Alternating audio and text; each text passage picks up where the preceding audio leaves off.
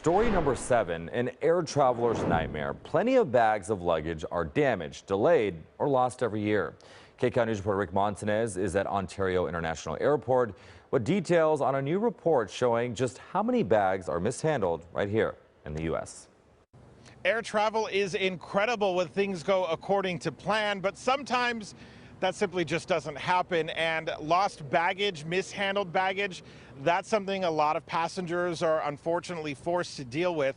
And it's one of the problems we're looking at this morning. There is a new study that is out now, the Air Travel Consumer Report.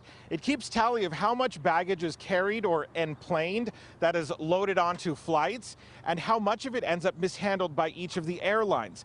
In this recent release of the report, it looks at domestic airlines and flights between January and December of 2023. It ranks the airlines based on how many mishandled bags there were per 100 loaded onto the flight. So here's a breakdown of those numbers. The best airlines at this point with the least amount of mishandled bags, Allegiant Airlines, out of 5.5 million bags loaded, about 10,500 ended up mishandled. That's a 0.19 percentage rate. Next is Southwest with 129 million bags loaded onto domestic flights. 587,000 were mishandled. That delivers a 0.45 percentage. Third, we have Delta. Out of 99 million bags, 467,000 were labeled as mishandled. So that gives a percentage of 0.47. These are low percentage rates, remember, but still it is frustrating for any of those passengers who end up with a lost bag, even if temporary.